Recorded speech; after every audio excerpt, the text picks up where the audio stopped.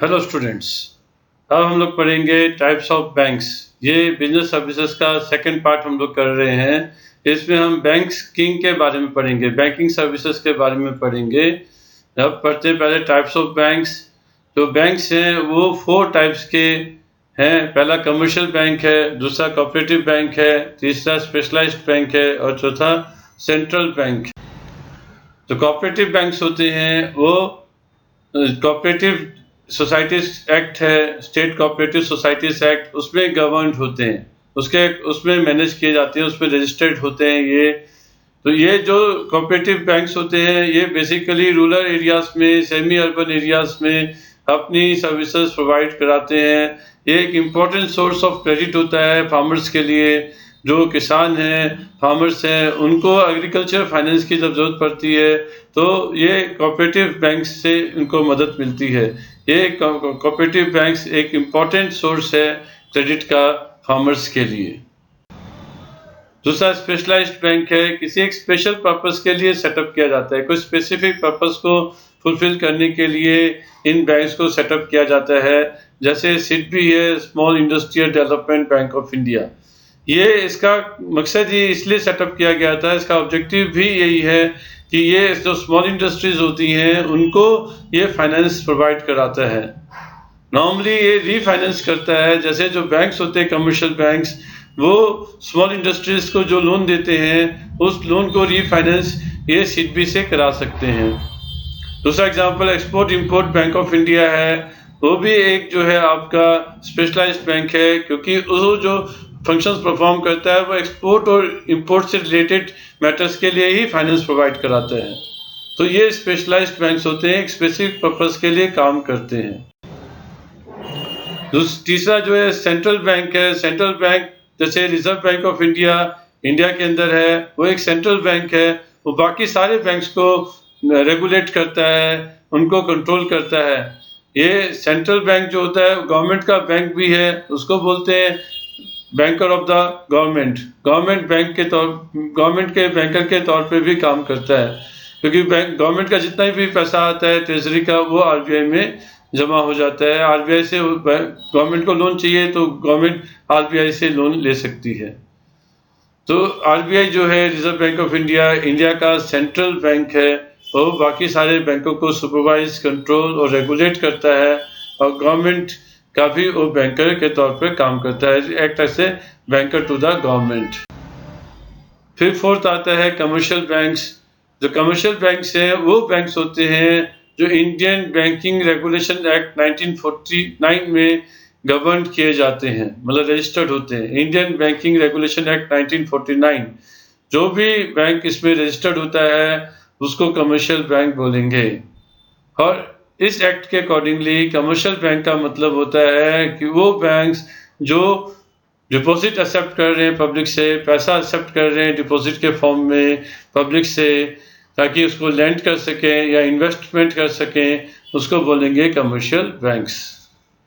Commercial banks जो है 2 categories में क्लासिफाई कर दिया, private sector banks and foreign banks. Commercial banks को हमने 2 कैटेगरी में बांटा है, एक है प्राइवेट सेक्टर बैंक, दूसरा है फॉरेन बैंक्स। अब आता है types of commercial banks. Commercial banks की बात करें, पहले कमर्शियल बैंक्स फिर से पढ़ लेते हैं थोड़ा सा। कमर्शियल बैंक्स इंस्टीट्यूशंस हैं जो मनी में डील करते हैं और क्रेडिट देने में डील करते हैं। जो एक्सेप्ट करते हैं मनी और जो लैंड करते हैं मनी, वो कमर्शियल बैंक्स होते हैं। और ये commercial banks Indian banking regulation act 1949 में गवर्न होते हैं। 2 टाइप्स के बेसिकली कमर्शियल बैंक्स देखेंगे, एक है पब्लिक सेक्टर बैंक्स, दूसरा प्राइवेट सेक्टर बैंक्स। जो पब्लिक सेक्टर बैंक्स हैं वो गवर्नमेंट द्वारा ओन्ड होते हैं, मैनेज्ड होते हैं, उनको पीएसयूज बोलते हैं, पब्लिक सेक्टर अंडरटेकिंग्स। ये जो है गवर्नमेंट इनको ओन करती है, गवर्नमेंट ही इनको मैनेज करती है। गवर्नमेंट ऑन और मैनेज इसलिए करती है क्योंकि जब वो कहाँ पैसा जाना चाहिए, किसको क्रेडिट मिलना चाहिए, प्रायोरिटी बेसिस पे तय करने के लिए गवर्नमेंट कुछ जो है बैंक्स को ओन भी करती है, मैनेज भी करती है। 1969 में सबसे पहले 14 बैंक्स को नेशनलाइज किया गया गवर्नमेंट ऑफ इंडिया द्वारा। फिर 1980 में 6 और बैंक्स को नेशनलाइज किया गया, तो टोटल मिला के 28 पब्लिक सेक्टर बैंक्स थे। अब कुछ कम भी हो गए हैं, मर्ज किया गया है बैंकों को, इसलिए ये डाटा पुराना है, अब जो है नया डाटा अलग है। अब मर्ज करने के बाद बैंक्स कम हो गए हैं और गवर्नमेंट की पॉलिसी यही है कि उनको मर्ज किया जाए और कम से कम बैंक रखे जाएँ, बड़े-बड़े बैंक्स रखे जाएँ। पब्लिक प्राइवेट सेक्टर बैंक्स हैं, वो अपनी पॉलिसीज़, अपने रीजन्स देने के लिए फ्री रहते हैं। वो अपना पैसा कहाँ लैंड करेंगे, कहाँ इन्वेस्ट करेंगे, ये उनको फ्रीडम रहती है। 34 प्राइवेट सेक्टर बैंक्स हैं और इसमें नए-नए बैंक्स भी ऐड हो रहे हैं। जिनको भी लाइसेंस मिल जा रहा है, वो प्राइवेट सेक्टर बैंक्स के तौर पर काम करने लगते हैं। तो ये फिगर जो है चेंज हो सकती है, फिगर चेंज होती रहती है। जैसे एग्जांपल लें तो आईसीआईसीआई बैंक है, एचडीएफसी बैंक है, आईडीबीआई बैंक है, कैथोलियन सीरियन बैंक है, धनलक्ष्मी बैंक है, कर्नाटका बैंक है, फेडरल बैंक है। ये सारे बैंक्स जो हैं आपके, ये सब के सब जो हैं प्राइवेट सेक्टर बैंक्स हैं। कोऑपरेटिव बैंक्स जो कोऑपरेटिव बेसिस पे जो सेटअप किए जाते हैं, स्टेट कोऑपरेटिव सोसाइटीज एक्ट में जो रजिस्टर्ड होते हैं, वो कोऑपरेटिव बैंक्स में आते हैं। अब कोऑपरेटिव बैंक्स में देखें तो इनका ये जो मेन फंक्शन होता है रूरल एरियाज में क्रेडिट प्रोवाइड करना। तो इनका जो फार्मर्स होते हैं हमारे रूरल एरियाज में, उनके लिए मेन सोर्स ऑफ क्रेडिट जो है वो कोऑपरेटिव बैंक्स प्रोवाइड कराते हैं। आप भी अपने आसपास लोकेलिटीज़ में देखेंगे तो आपको भी कोऑपरेटिव बैंक्स नज़र आ जाएंगे। स्पेशलाइज्ड बैंक, जैसे पहले बड़े स्पेशलाइज्ड बैंक जो होते हैं स्पेसिफिक सर्विसेज के लिए होते हैं। ये फाउंड के जो इनका फाउंडेशन जो है किसी एक स्पेसिफिक पर्पस को, स्पेसिफिक सर्विस को प्रोवाइड करने के लिए होता है। जैसे export import bank of India, जैसे small industry development bank of India, NABARD, ये सब जो है स्पेसिफिक पर्पस के लिए सेटअप किए गए। फोर्थ जो है सेंट्रल बैंक है। सेंट्रल बैंक जैसे RBI, reserve bank of India, India का सेंट्रल बैंक है, उसकी इस्टेब्लिशमेंट 1935 में हुई थी। ये जो सेंट्रल बैंक है बच्चों, ये रेगुलेट करता है, कंट्रोल करता है जितने भी कमर्शियल बैंक्स होते हैं, चाहे वो प्राइवेट सेक्टर बैंक्स हो, चाहे वो पब्लिक सेक्टर बैंक्स हो, सबको कंट्रोल जो है रिजर्व बैंक ऑफ इंडिया करता है, यानी कि सेंट्रल बैंक करता है। सेंट्रल बैंक जो है बैंकर्स का बैंक है। जैसे हमें लोन चाहिए तो हम कमर्शियल बैंक के पास जाएंगे, हमें पास पैसा एक्स्ट्रा है तो जमा करेंगे तो कमर्शियल बैंक के पास जाएंगे। जो कमर्शियल बैंक है अगर उनको पैसे की ज़रूरत पड़ती है तो रिजर्व बैंक के पास जाते हैं। उनके पास अगर ज़्यादा पैसा जमा हो जाता है तो वो भी एक्स्ट्रा मनी जो है रिजर्व बैंक के पास रख सकते हैं। रिजर्व बैंक जो है कंट्रोल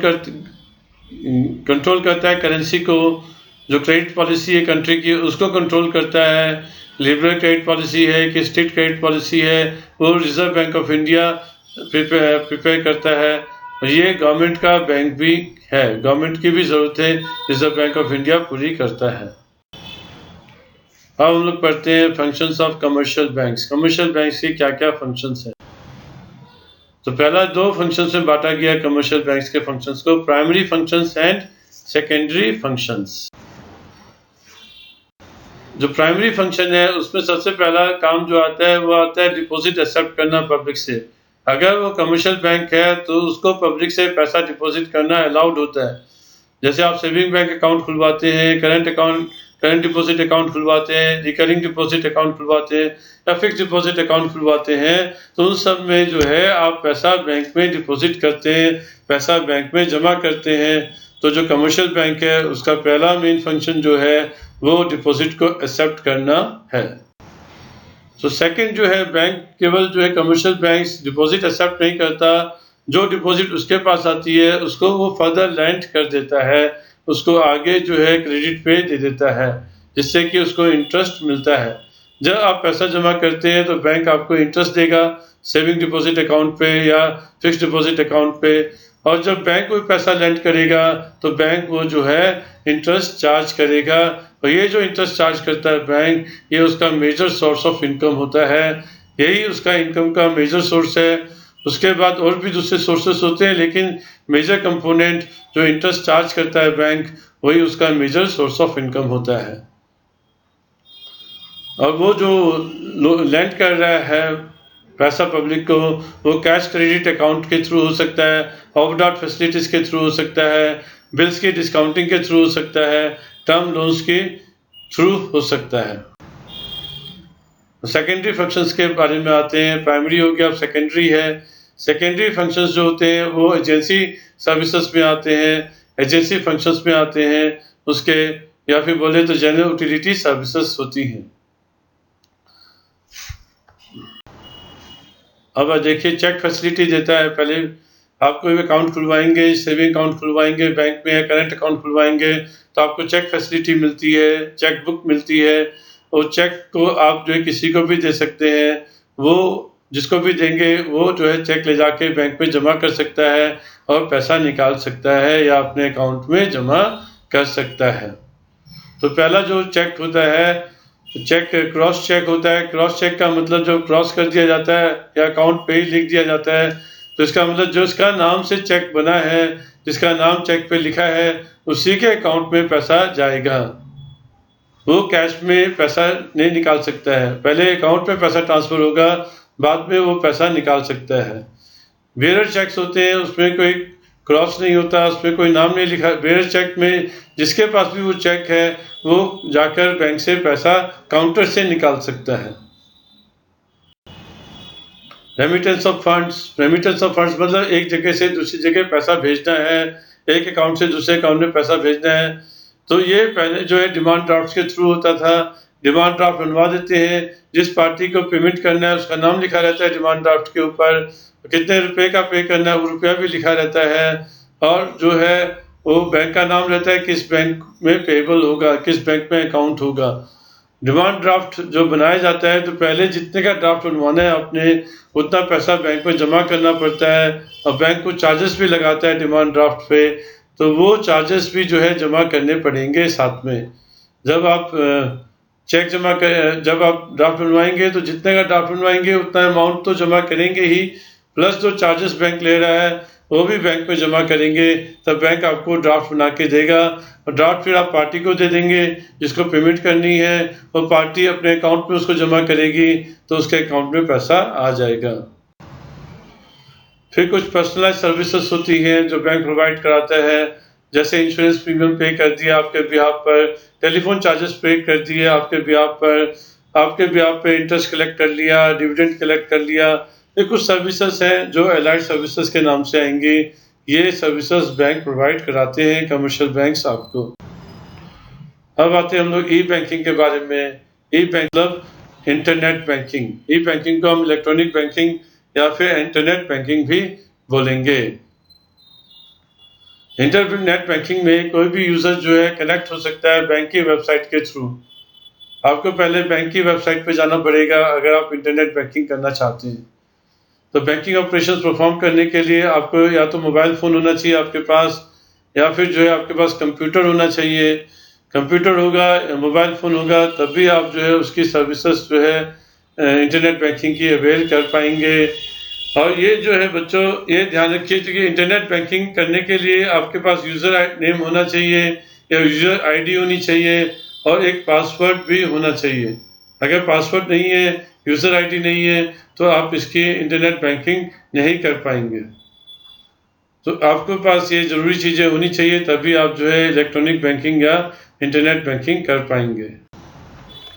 तो इलेक्ट्रॉनिक फंड ट्रांसफ़र दूसरा आता है कि आप पैसा ट्रांसफ़र करेंगे तो आपकी जो सैलरी, जो हम लोग काम करते हैं तो हमारे अकाउंट में 1 तारीख को सैलरी आ जाती है। जो हमारा संगठन है केंद्रीय विद्यालय संगठन, उसके अकाउंट से जो पैसा है हमारे अकाउंट में ट्रांसफ़र हो जाता है। ये तो एग्जाम्पल था। दूसरा एग्जाम्पल होता है इलेक्ट्रॉनिक फंड ट्रांसफ़र का। इलेक्ट्रिसिटी बिल पे करना, इंश्योरेंस प्रीमियम पे करना, हाउस टैक्स पे करना, वाटर बिल, कोई भी बिल हम पे कर सकते हैं इलेक्ट्रॉनिक फंड ट्रांसफ़र से। एक अकाउंट से दूसरे अकाउंट में पैसा ट्रांसफ़र कर सकते हैं। ऑटोमेटिक टेलर मशीन्स इसको बोलते हैं, एटीएम्स को। जो एटीएम मशीन होती है उनको ऑटोमेटिक टेलर मशीन्स के नाम से जाना जाता है। ये जो है आपको पैसा विड्रॉ करने के लिए पैसा विड्रॉवल में हेल्प करती है। मशीन पर जाएंगे तो अपना पैसा निकाल सकते हैं। आजकल मशीन्स आती हैं, एटीएम मशीन्स आ रही हैं जिसमें आप पैसा भी जमा कर सकते हैं। तो आपको जो है अपना कार्ड ले जाना पड़ेगा और पिन नंबर डालना पड़ेगा, जिससे कि आप पैसा विड्रॉ कर सकें या पैसा जमा कर सकें। और ये मशीन 24 आवर्स काम करती है, बैंक ब्रांच की तरह लिमिटेड आवर्स के लिए काम नहीं करती है। ये 24 आवर्स काम मशीन ऑपरेट कर सकती है। पॉइंट ऑफ सेल, वो पॉइंट ऑफ सेल भी आता है। इसमें भी आप जो है जब सामान परचेज करते हैं किसी दुकान पे जाकर, कोई गुड्स या सर्विसेज गुड्स परचेज करते हैं या सर्विसेज अवेल करते हैं, तो वहाँ पे जो है आप एक मशीन रखी रहती है, स्वाइप मशीन। उसमें जब कार्ड स्वाइप करेंगे तो आपके अकाउंट से पैसा निकल कर वो जो शॉप ओनर है उसके अकाउंट में पैसा चला जाएगा। तो this is known as point of sale. जो मशीन होती है उसको बोलते हैं पॉइंट ऑफ सेल। वहाँ पे पॉइंट पे सेल हो जाती है जब आप कार्ड को स्वाइप करेंगे। आप वर्चुअल भी कर सकते हैं। वर्चुअल मतलब कंप्यूटर पे भी या मोबाइल पे भी कर सकते हैं जब आप कोई ऑनलाइन परचेज करते हैं। तो कुछ कार्ड्स डेबिट कार्ड्स और क्रेडिट कार्ड हैं जो बैंक्स आपको, कमर्शियल बैंक्स आपको प्रोवाइड कराते हैं। डेबिट कार्ड में तो आप उतना ही अमाउंट खर्च कर सकते हैं जितना अमाउंट आपके बैंक अकाउंट में पड़ा है। जितना बैंक में जमा है आपका पैसा, उतना ही पैसा आप जो स्पेंड कर सकते हैं, उससे ज़्यादा पैसा आप स्पेंड नहीं कर पाएंगे। और एटीएम कार्ड से आप पैसा निकाल भी सकते हैं एटीएम मशीन्स के थ्रू। और कहीं पेमेंट करनी है तो पेमेंट भी कर सकते हैं, ऑनलाइन भी कर सकते हैं, पॉइंट ऑफ सेल्स के थ्रू भी पेमेंट कर सकते हैं। क्रेडिट कार्ड जो होता है बेसिकली एक ओवरड्राफ्ट फैसिलिटी है जो बैंक अपने कस्टमर्स को देता है। और ये बैंक के डिस्क्रिप्शन पे डिपेंड करता है कि वो किस कस्टमर को क्रेडिट कार्ड फैसिलिटी देगा, किसको नहीं देगा। तो क्रेडिट कार्ड की मदद से जो कस्टमर होता है गुड्स एंड सर्विसेज परचेज कर सकता है। जितनी लिमिट दी हुई है क्रेडिट कार्ड में, उतनी लिमिट तक का भले ही उसके अकाउंट में पैसा ना भी हो।